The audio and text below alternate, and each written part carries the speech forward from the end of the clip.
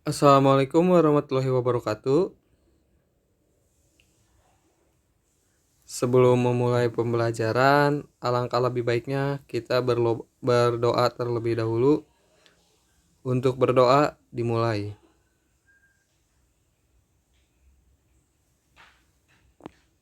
Berdoa selesai.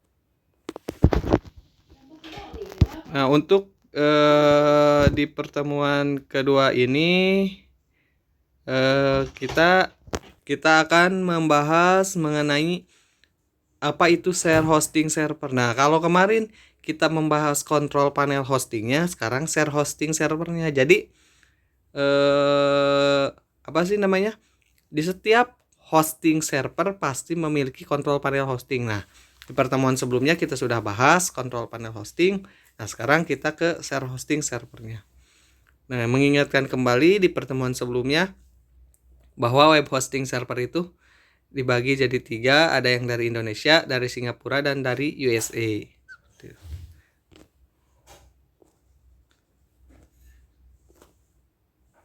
Nah, kita sekarang langsung masuk ke share hosting server saja, karena kan yang kemarin sudah kalian pahami mengenai yang hosting dari Indonesia itu maksudnya apa sih, hosting dari Singapura maksudnya apa sih, hosting dari USA itu maksudnya apa sih, seperti itu. Nah, di sini nanti akan kita bahas khususnya di semester 1 ini kan saya sudah sebutkan, yaitu mengenai pertama ada kontrol panel hosting.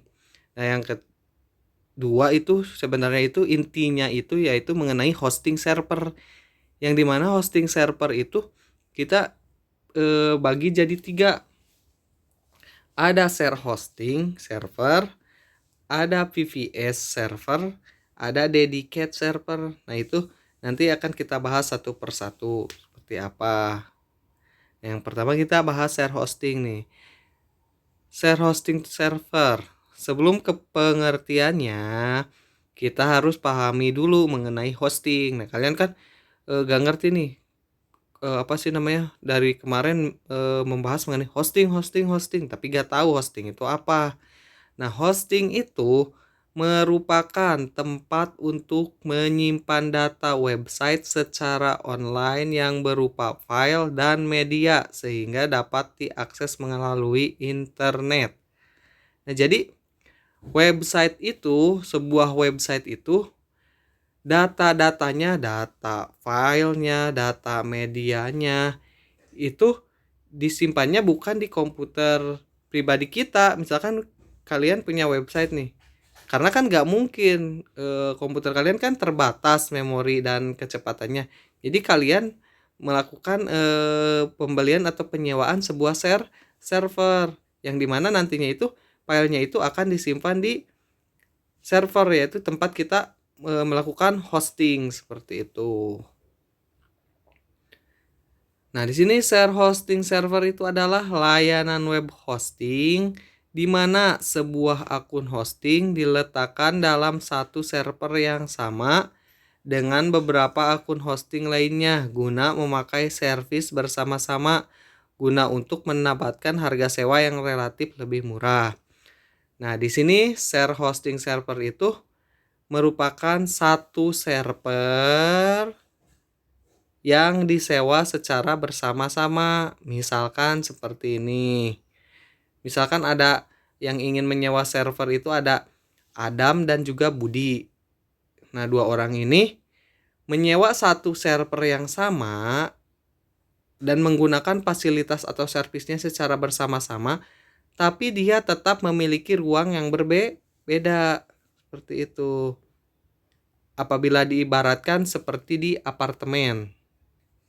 Di apartemen kan ada kamar-kamarnya tuh. Misalkan ada kamar Adam, ada kamar Budi. Kan beda ya ruangnya. Tapi ketika penggunaan lift kan servisnya bersama-sama menggunakannya, karena kan satu liftnya cuma satu misalkan seperti itu, atau fasilitas umum lainnya seperti itu. Nah, untuk apa sih gunanya dilakukan satu buah server yang disewa secara bersama guna untuk mendapatkan servis secara bersama-sama itu? yaitu untuk mendapatkan harga sewa yang relatif lebih murah karena tadi kan servernya satu tapi yang pakainya 2 orang seperti itu. Nah, tak akan tetapi nantinya itu akan ada apa sih namanya kekurangan mungkin karena kan digunakan bersama ruang atau space-nya menjadi lebih kecil seperti itu dan lain-lain nanti akan kita bahas di bagian kelebihan dan kekurangan. Lalu meskipun data diletakkan dalam satu server yang sama dengan pengguna lain, tetapi yang bersangkutan tidak perlu khawatir terhadap privasinya karena pihak hosting memiliki sistem kontrol administrasi yang relatif aman. Ya tadi kalau diibaratkan tadi kalau di apartemen, karena kan di apartemen udah ada ruang-ruangnya, kamar si A, kamar si B, kamar si C. Nah, jadi jangan khawatir terhadap privasinya. Seperti itu. Nah, di share hosting server juga sama.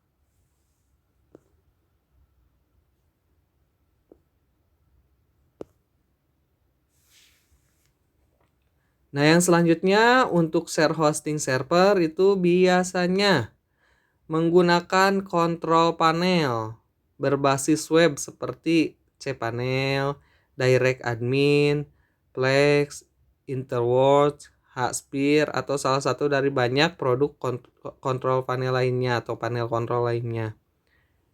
Nah, untuk yang pernah saya alami ketika saya membuat website menggunakan share hosting server itu yang biasanya digunakan itu kebanyakan itu yang cPanel dan juga yang Plex. Itu dua biasanya perusahaan penyedia jasa hosting itu ketika memberikan jasa layanan share hosting server itu biasanya untuk kontrol panelnya itu pakaiannya tuh cPanel sama Plex. Dengan menggunakan kontrol panel tersebut, pengguna atau pelanggan yang menggunakan share hosting server dapat dengan mudah mengatur web. Share hosting juga biasanya menyediakan statistik hosting seperti CPU usage, disk space, monthly bandwidth transfer, dan lainnya. Nah, jadi dengan menggunakan kontrol panel tersebut, kita itu sebagai user atau pelanggan itu menjadi lebih mudah dalam mengatur sebuah web.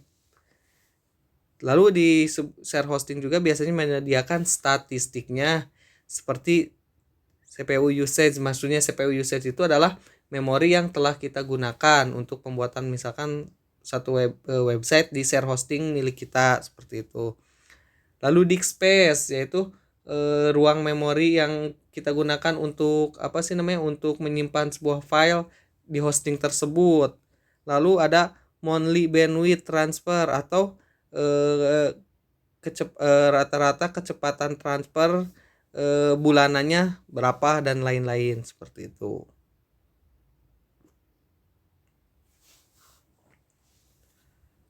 Nah, di sini ada kelebihan menggunakan share hosting server. Ya, kelebihannya tadi juga di pengertian sudah disebutkan bahwa pasti harganya relatif lebih murah gitu. Tapi kita baca terlebih dahulu di sini kelebihan share hosting server yaitu sebuah server dengan spesifikasi yang tinggi namun dengan harga yang relatif lebih murah serta mendapatkan berbagai fitur dalam sistem kontrol web yang disediakan oleh pihak hosting yang dengan sekali klik dapat membuat sebuah website dengan berbagai platform. Nah, biasanya untuk platform website itu kebanyakan yang digunakan yaitu biasanya menggunakan WordPress. Jadi biasanya untuk membuat website itu khususnya yang berbayar ya. Sebenarnya pembuatan website itu ada juga yang gratis. Akan tetapi kita pahami dulu nih yang berbayar karena biasanya yang berbayar itu nanti kita ada kontrol panelnya. Seperti itu. Nah, platform yang digunakan biasanya itu ada dua kebanyakan yang digunakan itu ada Joomla dan juga WordPress. Nah, akan tetapi yang paling mudah menurut saya pribadi yang sudah mengalami membuat website itu WordPress yang lebih mudah untuk pembuatan sebuah website. Jadi ketika nanti ingin membuat website itu misalkan yang kita itu sewa dulu tuh share hosting server, siapkan domain. Nah, sudah masuk share hosting server, kita masuk ke kontrol panelnya di share hosting server kita, lalu kita install lah platform pembuatan webnya, itu misalkan WordPress atau Joomla seperti itu. Untuk kekurangannya, share hosting digunakan untuk beberapa pengguna. Tentunya beban server akan ditanggung bersama. Misalnya terdapat seorang pengguna memiliki kunjungan ribuan orang per hari, tentu akan memakan performa dari server. Hal ini pertanda bahwa performa situs user yang lain akan menurun karena berada dalam satu server.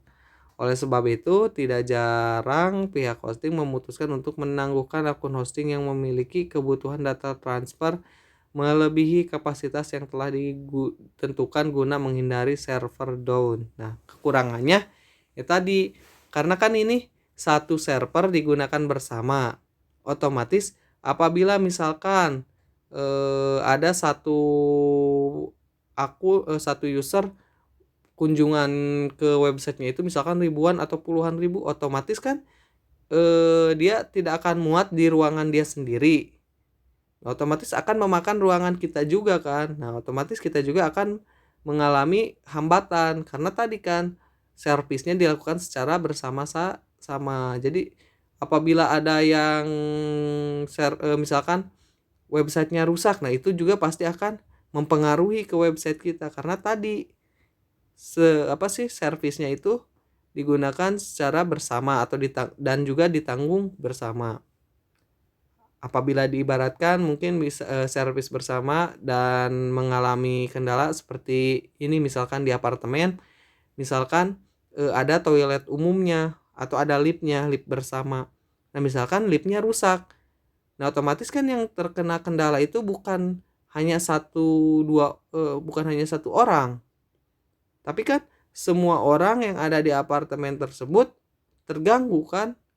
Nah, itu. Jadi di share hosting juga seperti itu. Apabila ada kendala di satu orang pengguna, maka bisa mempengaruhi pengguna lainnya dan bisa mengakibatkan servernya down seperti itu. Jadi website kita itu nantinya kalau server down itu tidak akan muncul di internet atau tidak bisa diakses oleh pengunjung.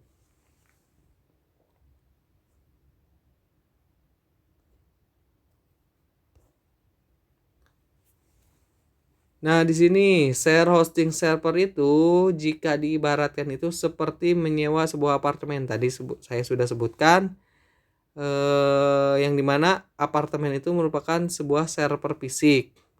Semua penghuni berbagi di bangunan yang sama, berbagi elevator, tangga, parkir mobil, tempat sampah. Jadi ketika salah satu penghuni apartemen menggunakan fasilitas yang berlebihan dapat mengganggu penghuni lainnya. Tadi kalau misalkan gini, parkiran mobil apartemen itu diisi oleh 10 orang. Parkiran mobilnya itu untuk 10 mobil. Nah, misalkan ada satu orang punya 5 mobil. Nah, parkir di apartemen tersebut semuanya. Berarti kan mengganggu penghuni lainnya juga yang memiliki mobil. Mereka kan tidak bisa parkir di parkiran apartemen tersebut seperti itu. Nah, lihat gambar. Jadi itu anggap gambar apartemen tersebut sebagai sebuah server fisik.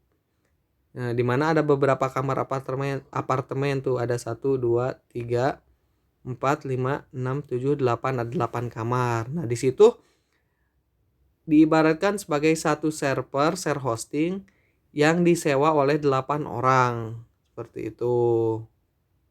Yang dimana memiliki ada fasilitas umumnya ya. Tadi misalkan ada elevator, ada tangga, ada parkir mobil yang digunakan secara bersama. Sehingga apabila fasilitas umum rusak, semua pengguna akan terganggu. Lalu tidak dapat menampung terlalu banyak orang karena space yang kecil. Ya tadi misalkan nih satu kamar kunjungannya ada 10.000 orang, otomatis kan gak bakal muat tuh. Otomatis akan mengganggu juga ke kamar apartemen yang lainnya. Lalu tadi apabila ada fasilitas umum yang rusak, semuanya akan terganggu. Nah, misalkan ada elevator nih, elevatornya rusak, otomatis kan ke-8 pengguna kamar juga akan mengalami hambatan karena kan elevatornya tidak bisa digunakan seperti itu.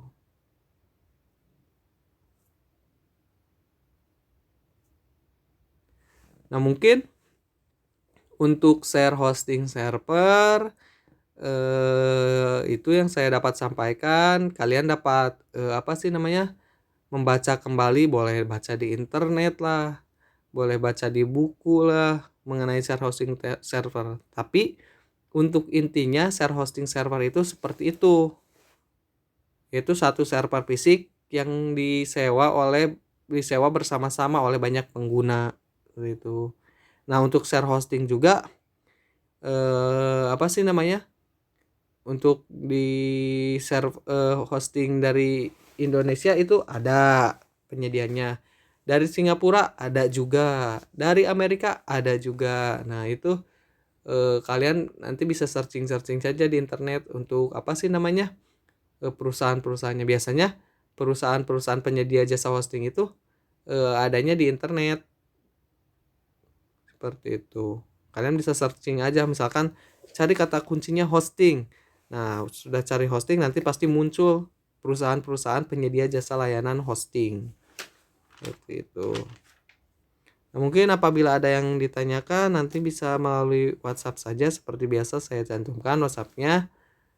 Nah, adapun untuk tugasnya nanti tolong diisi di kolom yang di bawah. Dan untuk pertemuan selanjutnya, di pertemuan ketiga mungkin nanti kita akan membahas mengenai VPS atau virtual private server seperti itu. Nah, mungkin sampai di sini dulu. Sekian dan terima kasih. Wassalamualaikum warahmatullahi wabarakatuh.